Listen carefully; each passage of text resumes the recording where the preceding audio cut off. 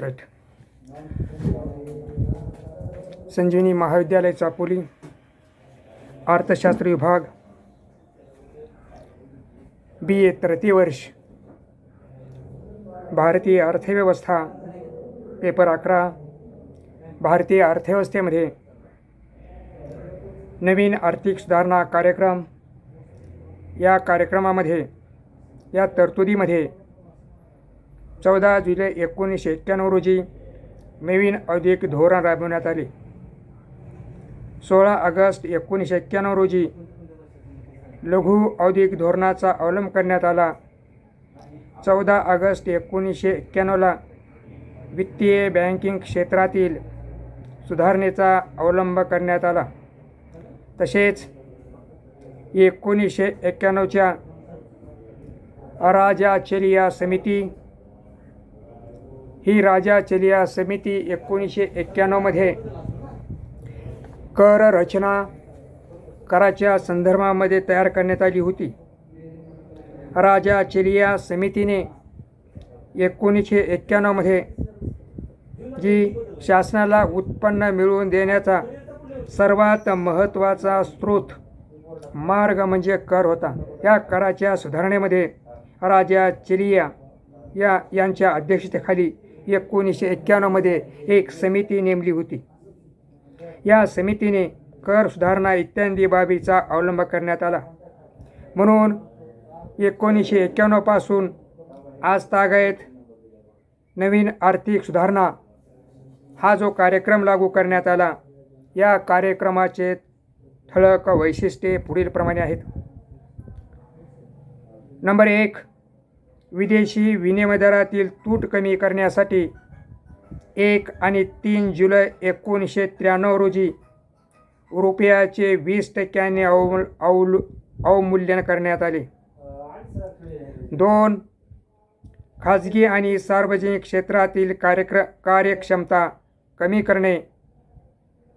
3, निर्यात उद्योगांना 30% भाग भांडवल पुरवणे. 4, सार्वजनिक क्षेत्रातील भाग भांडवल खुले करणे. आणि 5, सन 1995 पर्यंत सर्व आयात अडथळे दूर करणे.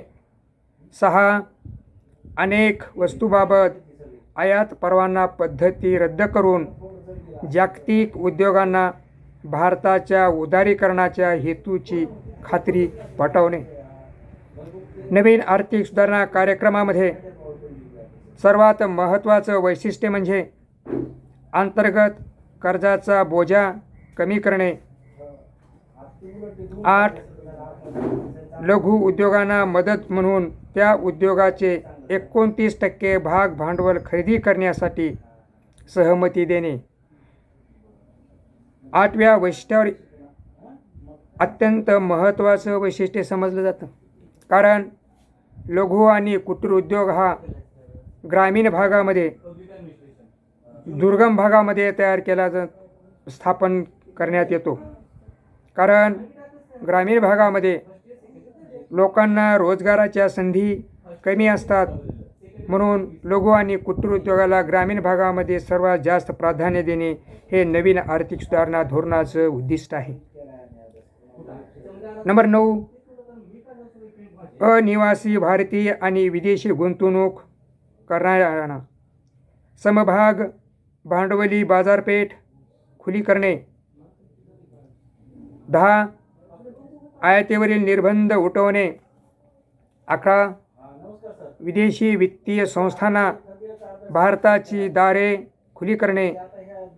12, सार्वजनिक क्षेत्रात गुंतलेले शासकीय भांडवल मोकळे करण्यासाठी लाभकारी उपक्रमाची विक्री करणे. या सर्व धोरणाबाबत मुख्य उद्देश म्हणजे स्पर्धा शक्ती आणि निर्यात यामध्ये वाढ करणे. तसेच अतिरिक्त बाह्य आर्थिक धोरणाचे संतुलन सिद्ध करणे हा होता. म्हणून नवीन आर्थिक धोरणामध्ये जास्तीत जास्त महत्त्व निर्यात वाढीला आहे. कारण आयातीपेक्षा जर निर्यात जास्त झाली तर आपणाला परकीय चलन मोठ्या प्रमाणामध्ये मिळतं आणि परकीय चलन जर मिळालं तर आपल्या देशाचा कोणत्याही देशाचा आर्थिक विकास होतो. या सर्व धोरणाचा मुख्य उद्देश म्हणजे स्पर्धा शक्ती कमी करणे. मग आर्थिक स्थिरीकरण कार्यक्रम, या नवीन आर्थिक धोरणाची उद्दिष्टे पाहिल्यानंतर आर्थिक स्थिरीकरण कार्यक्रम समग्र आर्थिक स्थिरीकरणाच्या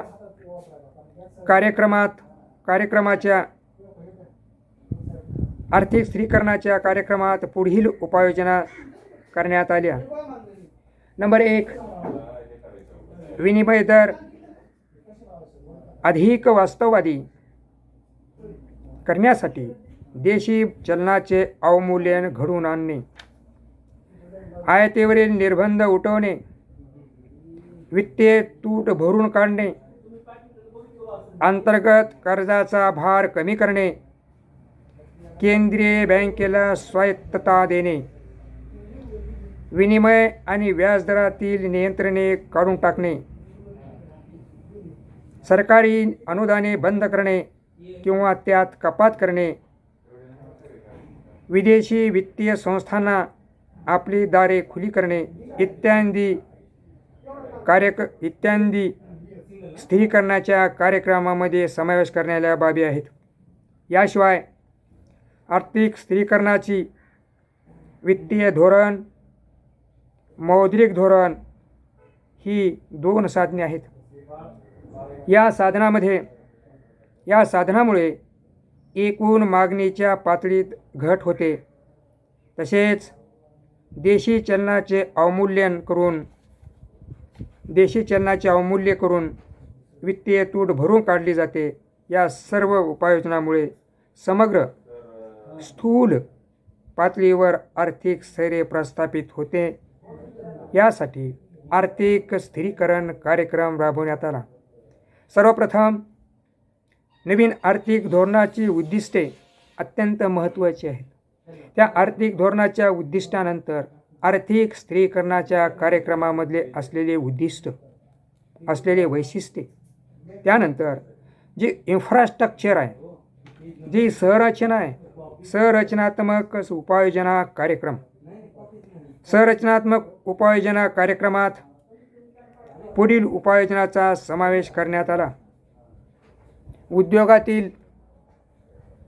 उद्योगावरील सरकारी निर्बंध उठवणे, बौद्धिक मालमत्तेच्या हक्काच्या संरक्षणासाठी कायदे करणे, सार्वजनिक उद्योगाचे खाजगीकरण करणे, परकीय भांडवल व तंत्रज्ञानाचा मुक्त प्रवेश, भांडवल व इतर निधीवरील निर्बंध उठवणे, निर्यातीचा दर वाढवण्यासाठी योग्य ते बदल करणे. या संरचनात्मक उपाययोजनेच्या कार्यक्रमामध्ये अत्यंत महत्त्वाचा मुद्दा आहे की उद्योगांना देशात प्रवेश देणे इत्यादी. तसेच व्यापारी मालाचे उत्पादन वाढ, निर्यात वृद्धी लक्ष्य गाठण्यासाठी साधनसामुग्री तिकडे वळवणे, सरकारी क्षेत्राकडून खाजगी क्षेत्राकडे साधनसामुग्री वळवणे, खाजगी क्षेत्राला अधिक प्रोत्साहन देणे इत्यादी उपाययोजना देखील समावेश संरचनात्मक उपाययोजना या कार्यक्रमामध्ये करण्यात आलेला आहे. भारत सरकारने आर्थिक सुधारणा कार्यक्रमांतर्गत आपल्या 1991च्या धोरणात पुढील प्रमाणे बदल केले आहेत. नियंत्रणमुक्त आर्थिक धोरणात 1991 पूर्वी उद्योगाची उभारणी करण्यासाठी शासनाची परवानगी घ्यावी लागेल असे, परंतु 1991च्या नवीन औद्योगिक धोरणानुसार उद्योग स्थापन करण्यासाठी उभारण्यासाठी कोणत्याही शासनाची परवानगी घेण्याची आवश्यकता नाही. विस्तार करण्यासाठी व विविधीकरण करण्यासाठी सरकारची परवानगी घेण्याची आवश्यकता नाही. सार्वजनिक क्षेत्रातील उद्योगांना स्वायत्तता देण्यात आली. कोणत्याही उद्योगाला औद्योगिक क्षेत्रात मुक्त प्रवेश करण्याची व मुक्तपणे बाहेर पडण्याची परवानगी देण्यात आली. या धोरणानुसार सार्वजनिक उद्योगाचे खाजगीकरण करण्याचे ठरवण्यात आले. या धोरणानुसार सार्वजनिक क्षेत्रासाठी फक्त 6 उद्योगच राखीव ठेवले व 2011च्या माहितीनुसार फक्त 3 उद्योगांनाच परवाना लागतो. बाकी सर्व उद्योग परवाना मुक्त करण्यात आले. या नवीन आर्थिक धोरणामुळे औद्योगिक क्षेत्राच्या विकासाला मदत झाली. हे नवीन आर्थिक सुधारणा कार्यक्रमाचे उद्दिष्ट, वैशिष्ट्ये: आर्थिक स्थिरीकरण कार्यक्रम, संरचनात्मक समायोजन कार्यक्रम आणि नियंत्रणमुक्त औद्योगिक धोरण या सर्व घटकाचा समावेश या नवीन आर्थिक धोरणा कार्यक्रमामध्ये करण्यात आलेला आहे. हे आजच्या तासिकेमध्ये पाहू.